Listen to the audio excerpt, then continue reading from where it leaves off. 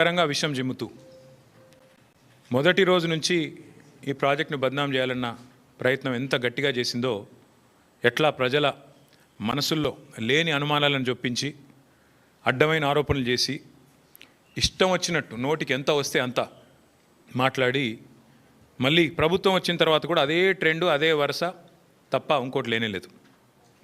తెలంగాణకు వరప్రధాని లాంటి కాళేశ్వరం ప్రాజెక్టు మీద చివరికి కక్షగట్టి తెల్లారు లేస్తే రాహుల్ గాంధీ గారు దుమ్మెత్తిపోస్తూ ఉంటారు.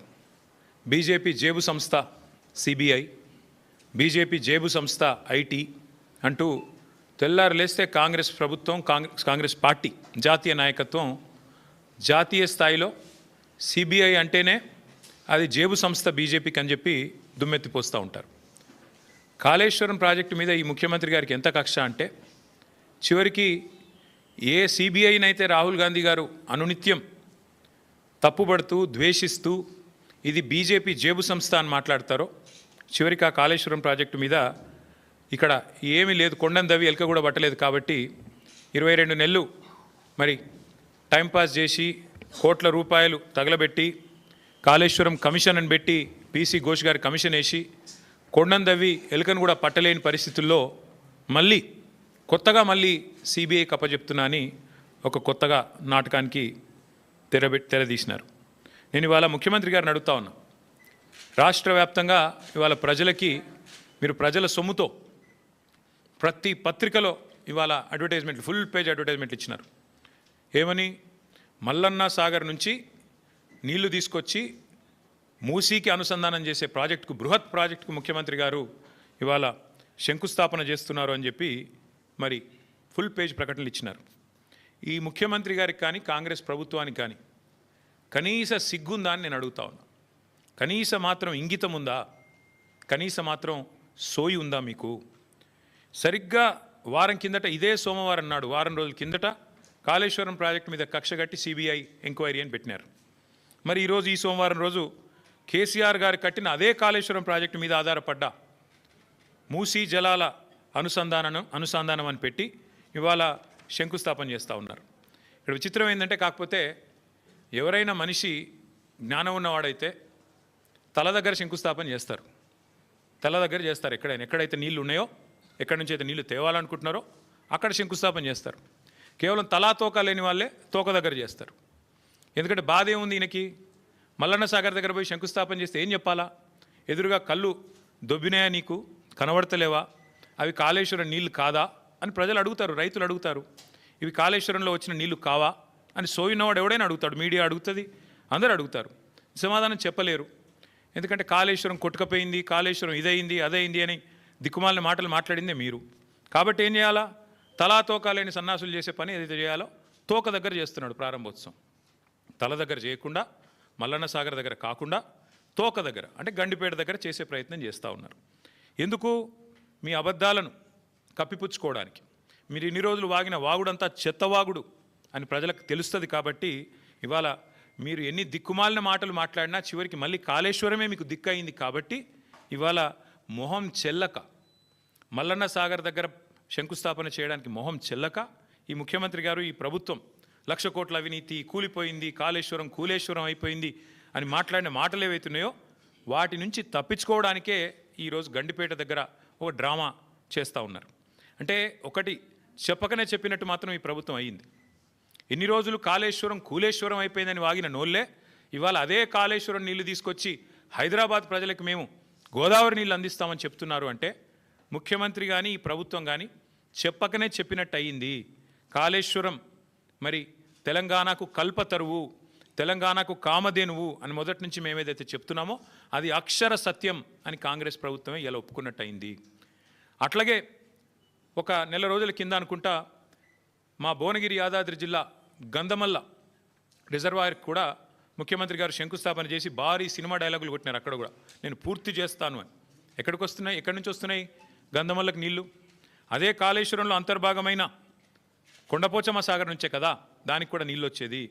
ఇవాళ మల్లన్న సాగర్ నుంచి గండిపేటకు నీళ్లు తరలించి శంకుస్థాపనలు, ఆ రోజు కొండపోచమ్మ సాగర్ నుంచి గంధమల్లకు నీళ్లు తరలించడానికి శంకుస్థాపనలు, మరొక వైపేమో కాళేశ్వరం మీద శాపనార్థాలు. ఇంతకంటే అరాచకమైన, ఇంతకంటే సిగ్గుమాలిన ప్రభుత్వం ఈ దేశంలో ఉన్నదా అని అనక తప్పడం లేదు. ముఖ్యమంత్రి గారి వైఖరి చూస్తూ ఉంటే కాళేశ్వరం నీళ్లు వాడుకుంటూ కాళేశ్వరం ప్రాజెక్టును పూర్తి స్థాయిలో వినియోగించుకుంటూ దానివల్ల కీర్తి కోసం ప్రయత్నం చేస్తూనే మరొక వైపు కాళేశ్వరాన్ని బద్నాం చేసే ప్రయత్నం చూస్తుంటే తల్లిపాలు దాగి రొమ్ము గుద్దడం అనే సామెత కూడా గుర్తొస్తూ ఉన్నది. నిజంగా చెప్పాలి అంటే ఇవాళ మీరు శంకుస్థాపన చేయాల్సి వస్తే మల్లన్న సాగర్ దగ్గర చేయాలి, లేదా కొండపోచమ్మ సాగర్ దగ్గర చేయాలి. కానీ గండిపేట దగ్గర చేస్తూ ఉన్నారు. గుండెకాయను వదిలిపెట్టి గండిపేట దగ్గర మీరు చేస్తున్నారంటేనే మీరు ఎంత ఇబ్బంది పడుతున్నారో ఈ విషయంలో ప్రజలకు కూడా అర్థమవుతుందని చెప్పి నేను అనుకుంటా ఉన్నా. కొందరిని కొంతకాలం మోసం చేయొచ్చు, కానీ అందరినీ ఎల్లకాలం మోసం చేయలేం. ఇప్పటికైనా రేవంత్ రెడ్డి గారు, కాంగ్రెస్ పార్టీ ఈ విషయం గమనిస్తే మంచిది. అట్లాగే ఇంకొక మాట కూడా నేను చెప్తా ఉన్నా. ఇవాళ ముఖ్యమంత్రి గారు సమాధానం చెప్పాలి కొన్ని విషయాలు. ఇవాళ మీరు తెస్తున్నది కాళేశ్వరం నీళ్ళ కాదా? ఇవాళ మీరు తీసుకొస్తున్నది ఇక్కడ గండిపేటకి కాళేశ్వరం జలాలా కాదా? స్పష్టంగా చెప్పాలి. ప్రతిపక్షంలో ఉన్నప్పటి నుంచి ఈరోజు దాకా కాళేశ్వరాన్ని విఫల ప్రాజెక్టుగా చిత్రీకరించే ప్రయత్నం చేసినందుకు, చేసి కూడా ఫెయిల్ అయినందుకు, దాని మీద కమిషన్లు వేసి కూడా అట్టర్ ఫ్లాప్ అయినందుకు, మళ్ళీ ఇవాళ సిబిఐ ఎంక్వైరీ పేరిట మోసం చేయబోతున్నందుకు ముందుగా ముఖ్యమంత్రి గారు ఈ రాష్ట్ర ప్రజలకు క్షమాపణ చెప్పాలని చెప్పి మేము డిమాండ్ చేస్తూ ఉన్నాం. ఎందుకంటే ఎంత అరాచకమైన, ఎంత నికృష్టమైన బుద్ధి ఉన్నవాడైనా సరే ఇంత దిగజారుడు పని చేయరు. సొంత రాష్ట్రాన్ని తులనాడే పని, ప్రజల సొమ్ముతో కట్టిన ప్రాజెక్టును విఫల ప్రాజెక్టుగా చిత్రీకరించే పని చేయరు. కానీ ముఖ్యమంత్రి గారు ఆ ప్రయత్నం చేస్తూ ఉన్నారు. అట్లాగే నేను గుర్తు చేస్తూ ఉన్నా ముఖ్యమంత్రి గారికి, మొదటి నుండి మేము చెప్తున్న మాట, కాళేశ్వరం అంటే ఒక బ్యారేజ్ కాదు, కాళేశ్వరం అంటే ఒక రిజర్వాయర్ కాదు, కాళేశ్వరం అంటే ఒక కాలువ కాదు, కాళేశ్వరం అంటే ఒక మల్లన్న సాగర్, కాళేశ్వరం అంటే ఒక కొండ పోచమ్మ సాగర్, కాళేశ్వరం అంటే ఒక రంగనాయక సాగర్, కాళేశ్వరం అంటే ఒక అనంతగిరి రిజర్వాయర్, కాళేశ్వరం అంటే ఒక గంధమల్ల, కాళేశ్వరం అంటే ఒక బస్వాపూర్ రిజర్వాయర్, కాళేశ్వరం అంటే ఒక రాజరాజేశ్వర సాగర్ మిడ్మానేర్, కాళేశ్వరం అంటే ఎస్ఆర్ఎస్పి పునరుజ్జీవ పథకం. మొత్తంగా కాళేశ్వరం అంటే 3 బ్యారేజీలు, 15 రిజర్వాయర్లు, 19 సబ్స్టేషన్లు, 21 పంపింగ్ స్టేషన్లు, 203 కిలోమీటర్ల సొరంగ మార్గాలు, అట్లాగే 1531 కిలోమీటర్ల గ్రావిటీ కాలువలు, 98 కిలోమీటర్ల ప్రెషర్ మెయిన్స్. కాళేశ్వరం అంటే 141 టీఎంసీల స్టోరేజ్ కెపాసిటీ, 530 మీటర్లకి నీళ్ల ఎత్తిపోతల పథకం, multi stage lift irrigation project, ప్రపంచంలోనే అతిపెద్ద లిఫ్ట్ ఇరిగేషన్ ప్రాజెక్ట్ కాళేశ్వరం. ఇది వాస్తవం. కాళేశ్వరం ద్వారా ఇప్పటిదాకా 1 కాదు 2 కాదు, ఏకంగా 240 టీఎంసీల నీటి వినియోగం జరిగింది. ఇది అక్షర సత్యం. దానివల్ల 20 లక్షల ఎకరాలకి, మనం ఏం చెప్పడం కాదు, శాసనసభలో అక్బరుద్దీన్ ఓవైసీ గారు అడిగినారు, మీరేమో కాళేశ్వరం ద్వారా 1 ఎకరానికి నీళ్ళు రాలేదని చెప్తున్నారు, మరి మీరు ఇచ్చిన పుస్తకంలోనే 20 లక్షల ఎకరాలకు నీళ్ళు ఇచ్చినట్టుగా ఉన్నది, ఏది నమ్మాలా? మీ ప్రభుత్వానికి కనీసం కుడి చేయికి ఎడం చేయికి సయోధ్య ఉన్నదా అని స్వయంగా ఇవాళ మీ మిత్రపక్షంగా వ్యవహారం చేస్తున్న అక్బరుద్దీన్ ఓవైసీ గారు కూడా అడిగే పరిస్థితి వచ్చింది అంటే మీరు అర్థం చేసుకోండి. అట్లాగే అక్బరుద్దీన్ ఓవైసీ గారు అడిగినారు మొన్న, కాళేశ్వరం ఏదో కొట్టుకుపోయిందని మీరు అంటున్నారు, కానీ అక్కడ 12 లక్షల క్యూసెక్కుల వరద వచ్చినా నిక్షేపంలాగా ఉన్నది కదా బ్యారేజీ, మీరు అన్నట్టుగా ఏం లేదు, మీరు చెప్పేది తప్పు అనే మాట కూడా అక్బరుద్దీన్ ఓవైసీ గారు అడిగినారు. అట్లాగే ఆయన ఇంకొక మాట కూడా అడిగినాడు, 20 నెలలుగా ఎందుకు రిపేర్ చేస్తలేరు మీరు, ఎందుకు మీరు ఇన్ని రోజులు రిపేర్ చేయకుండా ఉన్నారు అనే ప్రశ్న కూడా వారు అడిగినారు. ఇంకొక మాట కూడా ఈ సందర్భంగా ఇదే అవకాశంగా నేను తెలంగాణ ప్రజలకు కూడా విజ్ఞప్తి చేస్తా ఉన్నాను. మొదటి రోజు నుంచి కాంగ్రెస్, రాహుల్ గాంధీ నుంచి మొదలు పెడితే గ్రామ స్థాయిలో ఉండే కాంగ్రెస్ కార్యకర్త దాకా ఒకటే మాట, 1,00,000 కోట్ల కుంభకోణం, 1,00,000 కోట్ల కుంభకోణం. చివరికి వాళ్ళ పిల్లనిచ్చిన మామ రేవంత్ రెడ్డి గారికి, పద్మారెడ్డి గారు, ఆయన చెప్పారు 94,000 కోట్లు ఖర్చు అయిన ప్రాజెక్టులో ఒకవైపు నీళ్లు కనబడుతుంటే 94,000 కోట్ల ఖర్చైన ప్రాజెక్టులో 1,00,000 కోట్ల కుంభకోణం ఎట్లా జరుగుతుందండి, ఇది రాజకీయ ఆరోపణ తప్ప ఇంకోటి కాదు అని పిల్లనిచ్చిన మామ కూడా నవ్వుతూ కొట్టిపాడేసినా కూడా